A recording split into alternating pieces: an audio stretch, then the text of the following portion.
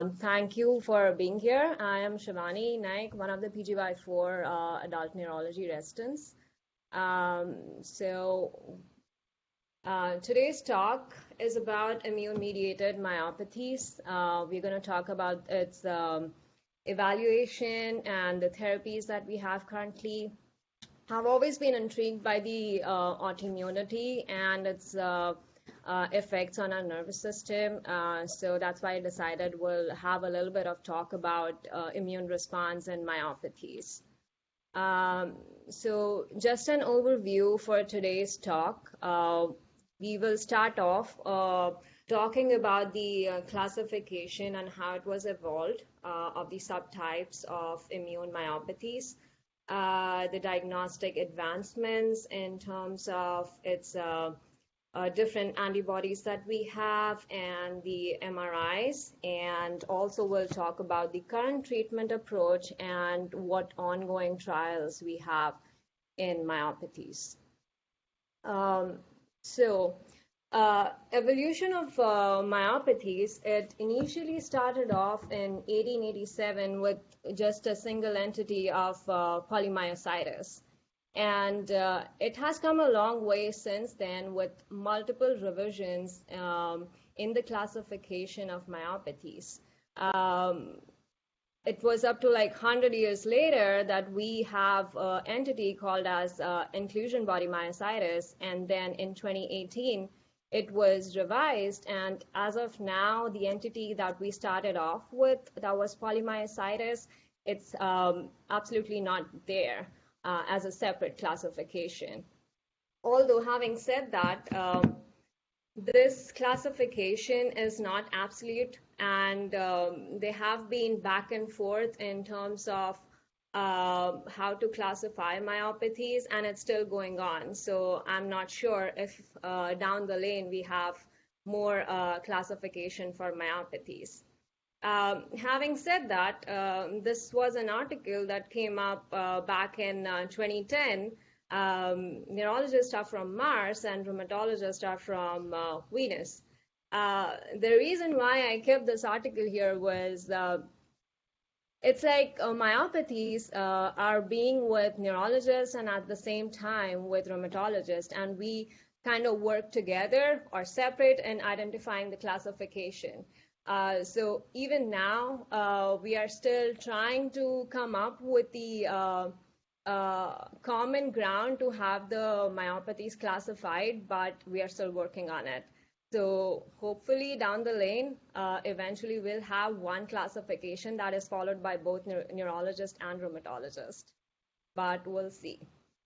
Okay, so inflammatory myopathies, as of now, we have divided into three categories. One, dermatomyositis, ANTISYNTHETASE, which was initially called as polymyositis, but we now call it as ANTISYNTHETASE. And then we have immune-mediated necrotizing myopathy. Along with all this, we have a separate category called as inclusion body myositis.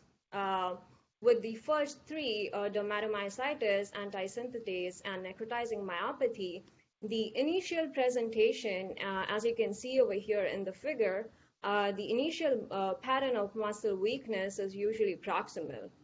So it's kind of difficult to diagnose, or just by having the first presentation of the patient, because they all can have a similar type of muscle weakness. The only way previously to classify these three was based on histopathology. And we see a different kind of histology for all these subtypes. When it comes to inclusion body myositis, the pattern of weakness is very different. So in inclusion body myositis, we usually have weakness in our flexors and in our quadriceps as compared to the other inflammatory myopathies. So that is the major difference in terms of the initial exam for these patients. So I'm going to move ahead and I'm going to talk about the different diagnostic tools for each of these subtypes and how it has evolved and what we can do differently as physicians in diagnosing these myopathies. So we'll talk about the autoantibodies for these and at the same time muscle MRIs, because each of the myopathies have different autoantibodies and different type of muscle MRI.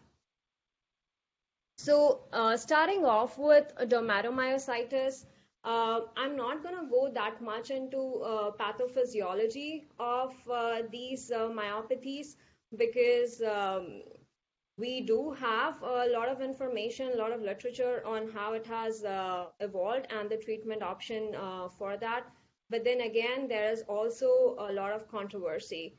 For dermatomyositis as a whole, it has interferon overproduction, and at the same time, there is a class 2 HLA alleles, and environmental exposure plays a major role in pathology for dermatomyositis, and hence, at the same time, complement as well. And therefore, we have the treatment option targeting those areas. When we come for the dermatomyositis, one of the major things that we have learned over the years is the skin manifestations. And as you can see over here, we do have a shawl sign, and then we have, where you can see my arrow, we have Gottron papules, and some patients do have telangiectasias, and some patients with different kind of antibody can have calcinosis as well. So it just depends on what antibody the patient with dermatomyositis has, because clinical manifestation can vary.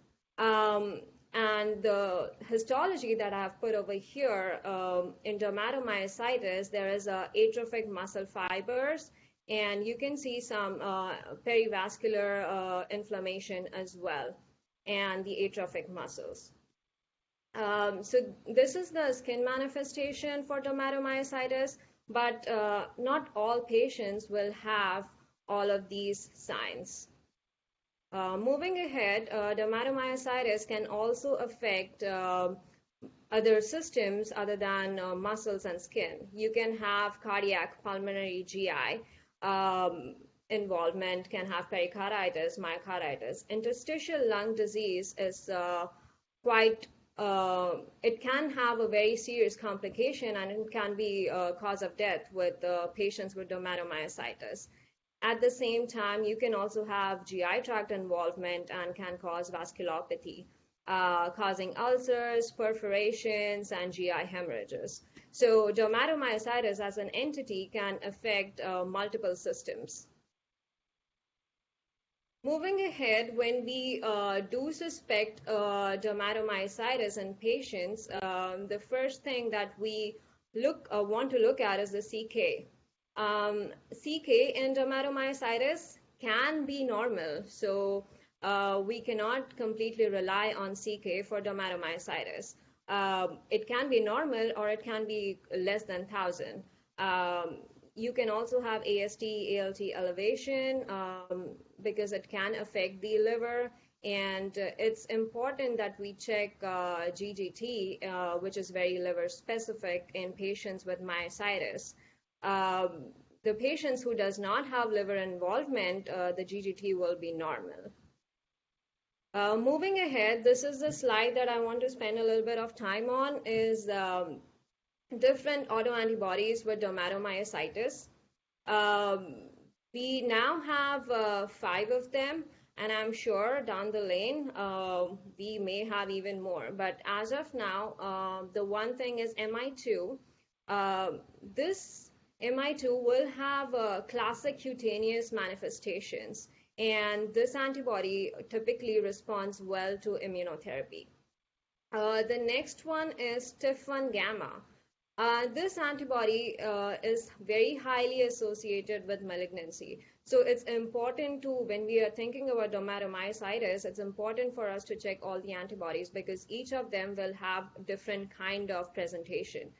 So TIF1 is very highly associated with malignancy, and we need a very 3 to 5 years of cancer screening if we do have TIF1 gamma. It's similar to when we talk about NMDA, it comes into our head like, yeah, that is associated with some kind of cancer somewhere. So when we are talking about TIF1 gamma and dermatomyositis, it's important for us to know that it is also associated with malignancy. Then we have NXP2, which is where we can see calcifications. So those are the small things that are like different in different antibodies. MDA5, this is also very important because this antibody will have rapidly progressive interstitial lung disease. And very common in Asian patients to have this antibody and will have interstitial lung disease. Also, you can see some skin ulcerations too. The last antibody is less frequent, but it has good prognosis. So the main thing to remember in this would be the first four, TIF1 gamma with high risk for malignancy, MDA5 with increased risk for ILD, and so forth. Moving ahead, that was for dermatomyositis, just for the antibodies. We'll talk about the MRI and things further. Moving ahead, we have this antisynthetase syndrome, which was initially termed as polymyositis. So this particular syndrome, you will have proximal weakness in upper and lower extremity, but also associated with this, you can see interstitial lung disease, which is very common as compared to dermatomyositis. You will have arthritis, mechanic's hand, Raynaud's syndrome, fever, or just usual arthritis. These patients can also have a rash. That's why it's kind of important for us to have a broader outlook when we are kind of seeing these patients, because they both can look similar at times. Most common antibody in this antisynthetase syndrome is anti-Jo1 antibody. That is the most common, but as you can see, I have marked over here, anti-PL7 and PL12, these two antibodies are associated with highest risk of ILD, that is interstitial lung disease. So far, we have 8 antibodies for antisynthetase. Out of them, at least we need to remember the first 3 and their different presentations. PL7 and PL12 are high risk for interstitial lung disease as compared to others. And again, with the histology, we do see perivascular, you see muscle fiber necrosis, and there is some inflammation in the perimysium, and inflammation around the surrounding vessels as well.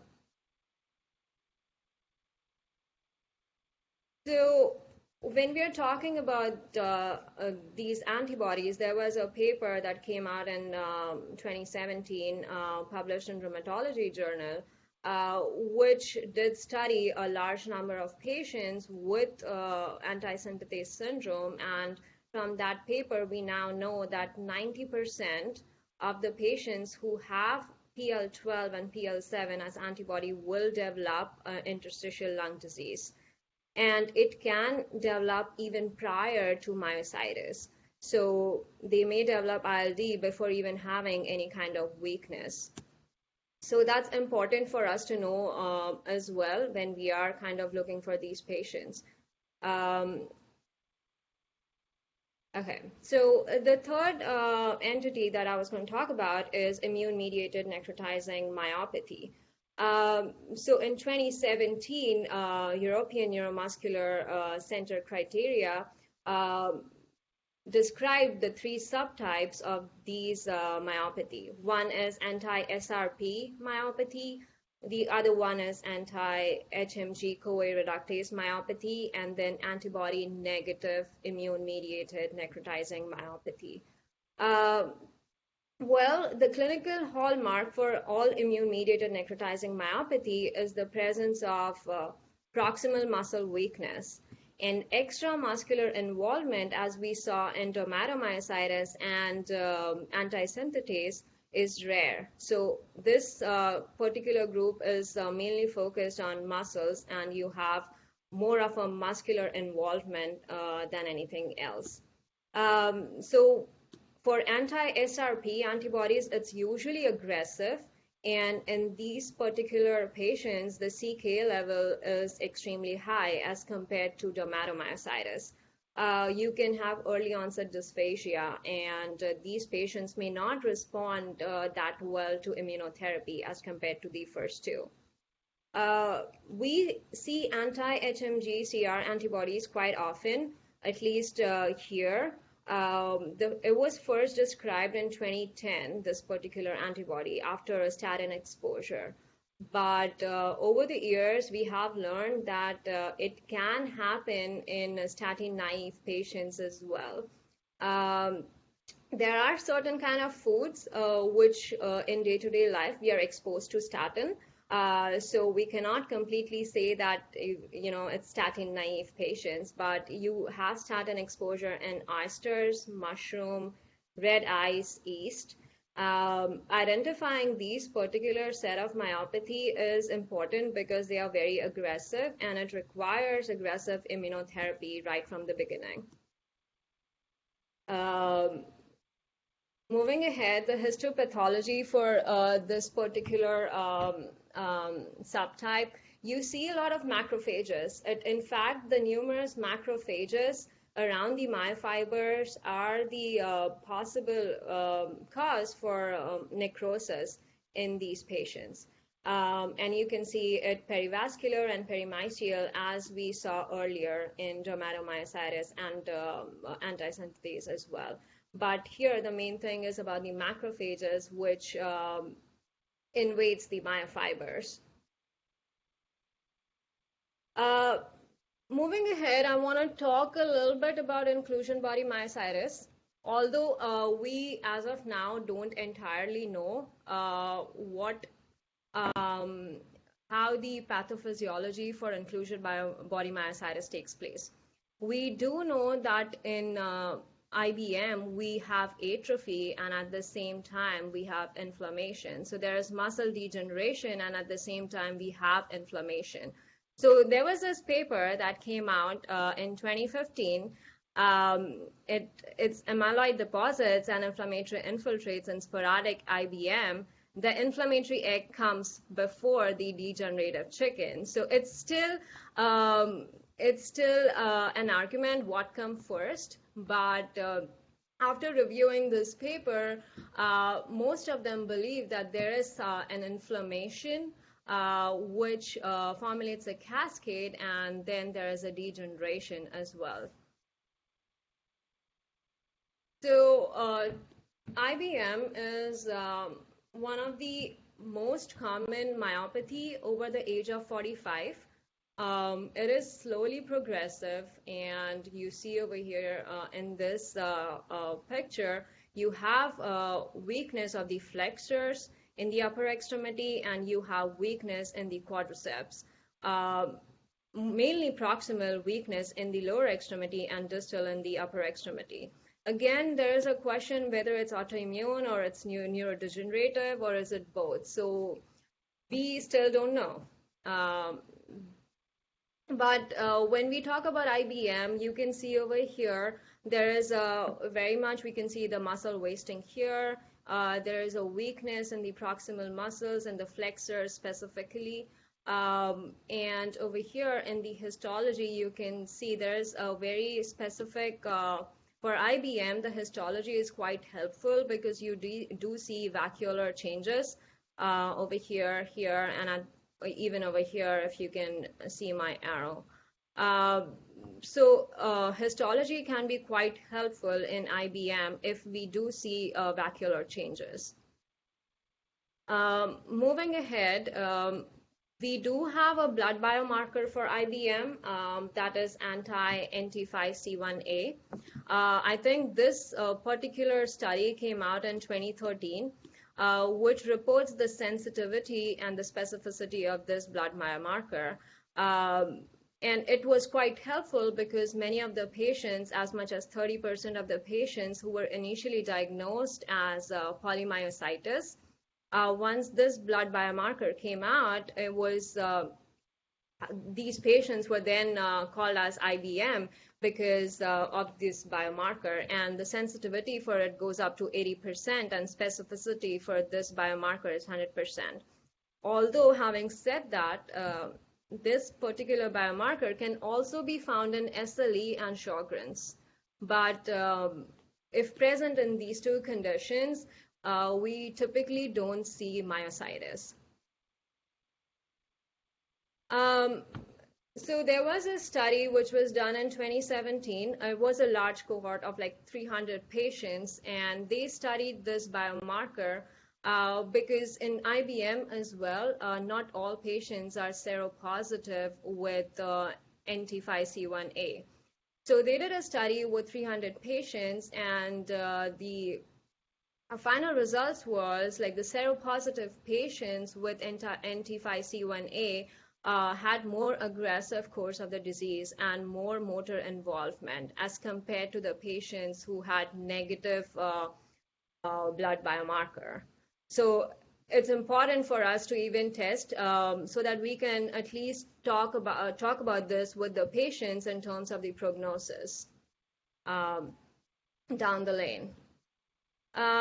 So this is the overview about the antibody and different subtypes. So I'm just going to talk a little bit and just highlights on the major stuff. For dermatomyositis, so you can see the first three, dermatomyositis, polymyositis, or antisynthetase, and immune-mediated myopathy, they all have symmetric and proximal muscle weakness. In dermatomyositis, there is a lot more skin involvement. In antisynthetase, you have more of a lung and joint involvement. And in necrotizing myopathy, it's purely muscular involvement with very approximately, we don't see any extramuscular involvement in this particular entity. And as I said earlier, in IBM, you have finger flexors, quadriceps, and it's asymmetric muscular involvement. Histology for this dermatomyositis, you can see perivascular atrophy. In antisynthetase, you will have necrosis, and in immune-mediated as well, you will have necrosis, but no inflammation. And the classic IBM, you will see rimmed vacuoles. That is very important. And when it comes down to CK, the first two, dermatomyositis and polymyositis or antisynthetase, CK can be normal or close to 1,000, but it's really important for us to see if the CK is more than 1,000, then we kind of lean towards necrotizing myopathy. And even for IBM, it can be normal. So first three response to immunotherapy. For IBM, so far we don't have any kind of response to immunotherapy. This is again the antibody. As we talked about TIF1 gamma, the main thing for this is cancer, and then MDA5, the main is for lung. Again, coming down to antisynthetase, JO1 is more common, but P7, PL7, and 12 will have a lot more lung involvement, causing ILD, interstitial lung disease. And in necrotizing, it's only muscle involvement. This was in neuromuscular continuum, which was there in 2019. So having talked about like so many antibodies, what is the yield of doing antibody testing to the gold standard biopsy? So there was this paper in 2015. It was a cohort for like specifically for dermatomyositis and JO1. So in this paper, they studied the histology, and they also had the serum to test the antibodies. So when we are talking about the histology, definitely we will be able to say, yes, it is a myositis. Because we can see inflammation, we can see atrophy, but then it comes a point that we are not able to identify the subclass of myositis. For example, in DM as well, we have so many different type of antibodies, and each antibody has like their own specific presentation. So just based on the pathology, it's kind of difficult for us to do that. So this is the study that came out, and as you can see over here, you can see inflammation in about 62% of all DM patients, and as well as atrophy. My point being that is it's important for us to test for all antibodies as well, along with the histopathology. So as I said earlier, the classification for myopathy is still evolving. So this particular article was published in JAMA, and they are now saying that they are developing a new classification for myopathies based on solely clinical manifestation and autoantibodies, and not requiring to do biopsy. But I don't think we still do biopsies, but this was their classification, and they had this kind of pictorial depiction of different kind of entities, and as you can see over here, dermatomyositis and antisynthetase will have extramuscular involvement as compared to necrotizing and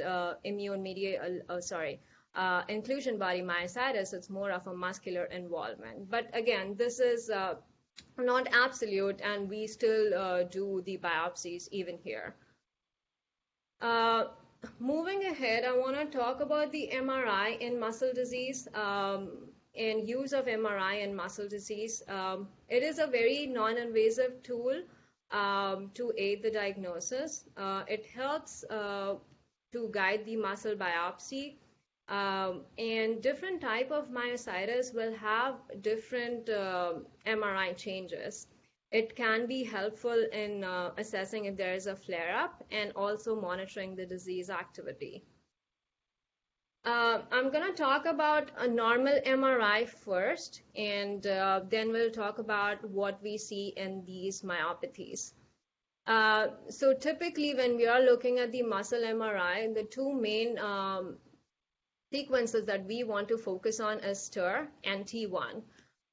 In normal, when we are looking at STIR, the edema, if we do see edema, it will be bright and it will be low on T1. And fatty infiltrations will be low on STIR and it will be bright on T1. So these are the two main things that we focus on when we are looking at the muscle MRI for myopathies. And of course, in the normal muscle, we would not see it will be low for both STIR and T1. We would not see any changes in that. So having said that, we are going to talk a little bit about the MRI. So edema, if we do see edema, it represents active disease. That means it may be inflammation or necrosis. And if we see fatty replacements or muscle atrophy, that means it is a chronic process and it may be irreversible at that point. My point being, if we do see edema in the MRI, that means it is active and we can be more aggressive in terms of immunotherapy if we see a lot of edema as compared to the fatty replacements. So this was a study where they have checked thigh muscle MRIs for immune-mediated necrotizing myopathy and different kinds of myopathies. So I'm going to move ahead and show you the pictures. As you can see over here, the first one is normal. We don't see any signal change over here. In immune-mediated myopathy, in the first slide, you can see there is so this is T1, and as you can see, there is an increased signal up here and down here, which represents there is some kind of inflammation going on. Now, at the same time, if you go down and if you see in IBM, so IBM typically affects one particular anterior or posterior side of the muscle. So over here, you can see over here, this side of the muscle is very much affected than the posterior. And when you come down to dermatomyositis, the classic finding that we see in the MRI is you see the fascial edema. So surrounding the muscles, you see there is a hyperintensity, increased signal that is typically seen in the dermatomyositis as compared to the other groups. So this is just a close-up picture for all of these. So in immune-mediated necrotizing myopathy, you see hyperintensity throughout the signal in the STIR. And as I said earlier, these patients will have a CK elevation more than 1,000, up to even 10,000. Again, coming down over here with dermatomyositis, you can also see calcification, which would be hypo intense, as you can see marked with the yellow arrow over here. And again, you will have these fascial edema, which can be seen in dermatomyositis, particularly as compared to the other myopathies. Coming down for the IBM again, you see there is severe fatty infiltration in the flexors in the forearm, and again, you see infiltration in vastus lateralis and sparing of rectus femoris over here. So that's what IBM does. It skips the muscle groups when affecting a particular proximal or distal musculature. So it skips the muscle groups. That's what they are trying to identify in this picture. So MRI sensitivity and specificity. So MRI can pick up a lot of things. So as you can see that we can see edema, but so the sensitivity would be 100%. But at the same time, the specificity would be low as compared to the specificity for muscle biopsy. That would be 100%. The reason being, you can see increased signal even if there is a trauma or any kind of rhabdo. To be honest, with anything that would affect the muscles, you can see the edema changes on the MRI. And that's the reason if we do both biopsy and MRI, the false negative ratio comes down from 0.23 to 0.06%, as they did in this study, which was published in 2017. The only reason for this being is, like, at times when we do biopsy, we may biopsy the muscle that is not affected, and the results will be like negative at that time. So it's important. It would be beneficial if we do MRI first and see which muscle is affected, and then do the biopsy. So that decreases the false negative rate. So again, moving ahead, as I told earlier, each of the myositis has different MRI patterns. Dermatomyositis will have edema around the fascia. Immune-mediated necrotizing will have more edema, and severe fatal filtrations can be seen with SRP antibodies.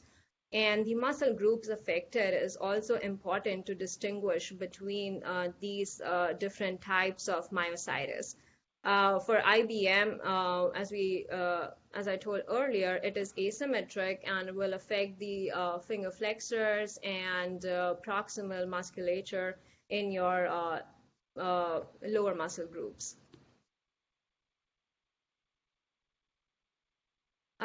So having talked about like the antibodies and the MRI, I was just going to run through cases and whatever we have come across. I have two cases that we did see over here at Louisville, and then there is one case that I read from Continuum. So case one, and so this particular patient, she is 63 years old. She came to the clinic with a diagnosis of dermatomyositis. She was treated with IVIG. She was on high-dose steroids, but despite of all this, she was having progressive weakness and dysphagia. So we know that dermatomyositis, if we treat the patient, it's very responsive. So she came up with this presentation and the diagnosis. Sorry, I forgot to mention CK, but CK for her was less than 1,000. I believe it was around 575. She had the malignancy eval. For dermatomyositis, as we know, we do have to check for malignancy. So she did have this eval, which was negative, and the myositis panel came back positive at TIF1 gamma, which is again associated with high risk for cancer. CT chest, abdomen, pelvis was negative. So the PET scan was ordered, but then insurance denied the PET scan, and it was done after like multiple appeals. So the PET scan showed nasopharyngeal carcinoma, as you can see that I have pointed out here. My point for this slide is that we know TIF1 gamma is associated with cancer.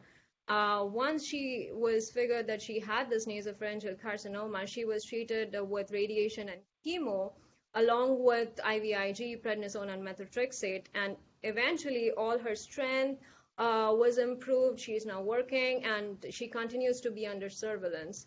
So it's important for us to vouch for the patients when we do know that particular antibody is associated with high risk for cancer.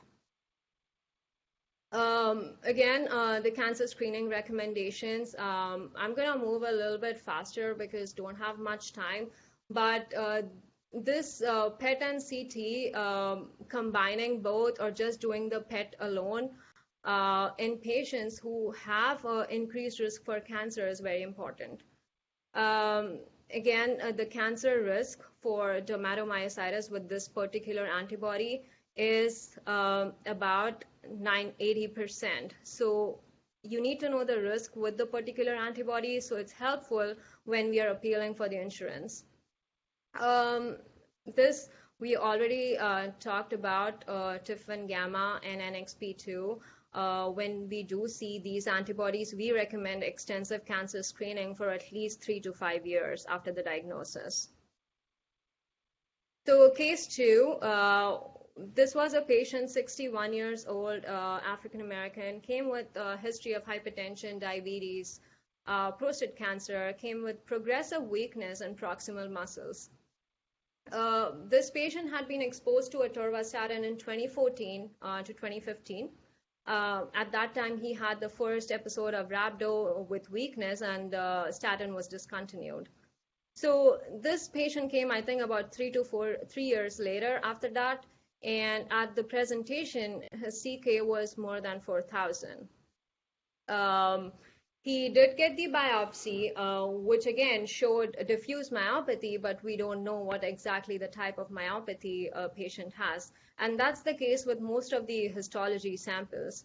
Then in 2017, we did send all the antibody panel, myositis panel was sent, and everything came back negative. My point being for this slide is HMGCR antibody was positive. We did send out the myositis panel, but that particular panel does not have HMGCR antibody included in that. So it's important for us, even as residents, to know when we do send out these panels, and we need to make sure that we send out all the antibodies correctly. So this patient had refractory course and is currently on rituximab and doing well. So CK improved from 4,000, now it's 257. The strength at the initial presentation was 3/5, and now it's improved to 4. The course is now stable, and he has not had any exacerbation in over 1 year now. So this was the patient that we saw over here at Jewish. And this is the last case that I have so this is 57-year-old patient that came in with a weakness, again, had a spine surgery done way back, had a revision of the spine surgery because they thought that the weakness is because of that. Did not improve. He was no longer able to ambulate by 2015 and also developed dysphagia at that time to solids. CK was elevated to more than 6,000, and the biopsy of the left biceps was done, which, as you can see up here, which was done at our place. We see frequent regenerating fibers. We don't see any rimmed vacuoles, so that excludes IBM. So in the impression, again, it's just inflammatory myopathy. We don't know what type. So the myositis panel came back for SRP positive antibody, and the patient was started on solumedrol. The one more important thing in this is when we do start the patient on steroids, early or rapid steroid taper can increase their weakness and exacerbate their symptoms. So this patient was started on methotrexate at that time.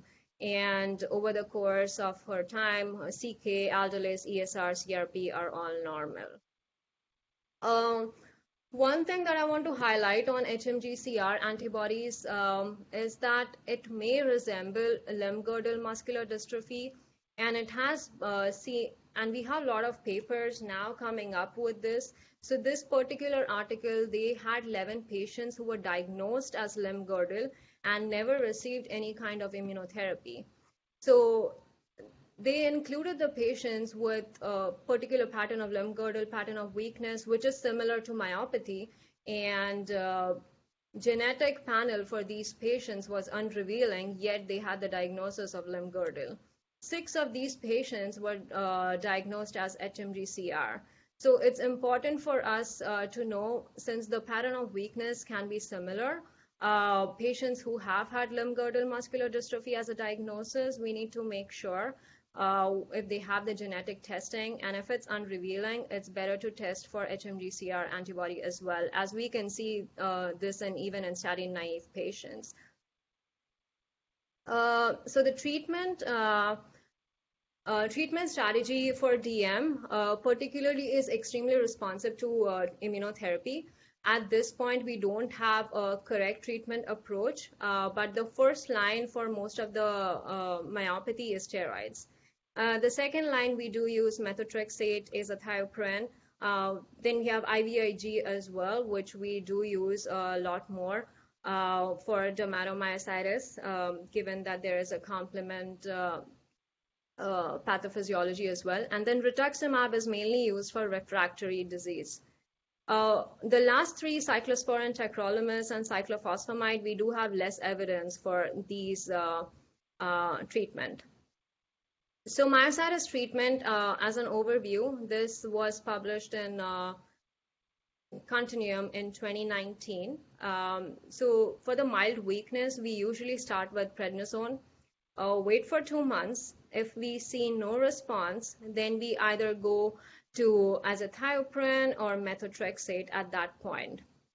Over here, although they have not mentioned for how long to wait to see if there is a response or no, but again, we can also try IVIG at this point if there is no response. If there is no response after all of this, then we go to then it is kind of refractory, and then we use rituximab, cyclophosphamide, tacrolimus, or cyclosporine, any of these third-line agents. And if it is IBM, as of now, we don't have any kind of immunotherapy that can help the patients with IBM. So this is particularly for first 3 entities of myopathies. Also, this is just a summary of the myositis in the trials for the third line agents that have done so far. Out of all of this, we do use rituximab over here quite often as compared to others. Abatacept is a T-cell targeted response, and right now it's actually people are reviewing this particular drug quite often, and we do have studies for those drugs. There are other investigational agents as well, JAK inhibitors and cefalimumab. JAK inhibitors is basically acts on interferons, and as we know, interferons are very heavily involved in the pathophysiology for dermatomyositis. So this particular ruxolitinib is JAK inhibitors, which they are currently studying for dermatomyositis, and it is an open label, and they are still recruiting. The main concept for this JAK inhibitor is that it acts on the interferon, and it inhibits the inflammation and cytokines, and that's why, since it is the interferons is very highly involved in dermatomyositis, this particular agent, they are now studying it for the dermatomyositis patients. Coming to the treatment of IBM, I have listed all the immunotherapies and the therapies that have been tried since 1990s up to now. So you can see over here, we have tried corticosteroids. There have been studies on methotrexate, azathioprine, IVIG, anakinra, etanercept, alemtuzumab, and a lot more. So far, none of these treatments have shown to be beneficial for the patients with IBM at all. So for IBM specifically, right now, if the patient is on any kind of immunotherapy and we do know it's IBM, it's better to discontinue the immunotherapy because it's not helping, and the added side effects from the immunotherapy are a lot more. Then, unfortunately, as of now, we have supportive care, and then there are ongoing clinical trials that the patient can get involved in for IBM. One of the trials that was kind of interesting for me was this myostatin antagonist. It is basically BYM338 monoclonal antibody. So it was by Novartis, and the concept for this study was myostatin. It acts on activin 2B receptors. What it does is it's in the normal person, it upregulates atrophin gene and downregulates myogenesis. So the idea was if we block myostatin, there may be increase in the myogenesis. So this study was done in a quite large patient population, but the study failed because it was nobody met the primary outcome of improvement in 6-minute walk test for 6 weeks. So this study was stopped after that. What they saw after doing this study was there was an increase in the muscle mass, but there was no increase in the strength even after doing this therapy. I have just listed, in the end, I have just listed the myositis antibodies, where it goes. The reason being that we need to know the myositis panel won't have HMG-CR, it won't have SRP antibodies, so we do have to order those separately. Even the extended myositis panel will not have HMG-CR antibody in it. So treatment strategy, this is, I think, my last final slides. So treatment strategy for us, if we do suspect dermatomyositis, that means if we do see rash myositis, we are thinking about dermatomyositis. At that time, we do send myositis panel. The second entity is antisynthetase. If we do see myositis along with joint pains, rash, lung disease, again, we do send myositis panel, but you need to make sure that you send out the proper panel, including all the antibodies for these. For DM, if we see there is a TIF1 gamma or NXP2 antibody in the panel positive, or MDA5, we have to do the cancer screening for 3 to 5 years from the onset. MDA5 is very highly associated with interstitial lung disease, and that's the reason we need to monitor their pulmonary function test every 6 to 12 months. And coming back over here, if it is antisynthetase antibody, again, pulmonary function test is very important because there is a high association for interstitial lung disease with these patients. Coming down to necrotizing myopathy, we see severe weakness, extremely high CK, and lack of inflammation on biopsy. That is the clue for this particular myopathy type. And then we do order HMG-CR and it's positive, or if we have SRP antibody positive, either or, I think it's very important to have them on an aggressive immunotherapy. Of course, if they have statin exposure, we do discontinue the statin. We can have IVIG steroids and methotrexate for them. SRP is even more aggressive than HMG-CR, and as a reason for that, we usually end up to rituximab for these patients. Then this is the third type. If the patient has a history of diagnosis of PM, like polymyositis, and the patient has had no response to immunotherapy and is over 45 years, that is a clue that this could be IBM. And in that case, we do test NTFC1A antibody, which is a biomarker for IBM. And if that's positive, we taper off the immunotherapy, we do the supportive care and the clinical trials for these patients. So having talked about all of the myopathies, I think the first and foremost thing for us, we know that it's diagnostically challenging. Although we have all of the antibody testing, biopsy, MRI, and like a lot more investigational thing, history and detailed physical exam as a neurologist is extremely important, and I don't think any of the other testing can take away that. So we need to make sure our exam, and we need to know what kind of muscle weakness so that we have an idea when we are seeing the patients as to what we are dealing with. And then definitely diagnostic process, we have antibodies, muscle imaging. Also one thing, DM and antisynthetase and necrotizing myopathy, they are treatable unlike IBM. I have listed the ongoing clinical trials which are currently recruiting patients for myopathy. As I told earlier, abatacept, the T-cell inhibitor, is currently going on at multiple sites in US. These are the trials just in US, so there are like multiple other trials going on too.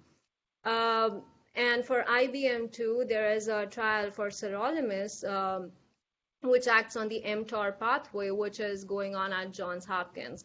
So all of these trials, they are currently recruiting and ongoing over here. For IBM, unfortunately, there are not many, but sirolimus is one of the drug trial which kind of looks promising, but again, not sure. Then we do have stem cell therapy for IBM, which is going on at UMKC, as well as stem cell therapy for dermatomyositis, which is going on at University of Florida. And there is a drug called nivolumab. It's nothing but IgG4. That is also going on across multiple locations in US, but it's not just for dermatomyositis, it's for any kind of autoimmune disorder. But I think that's all for the current myopathy treatment options. Any questions, comments?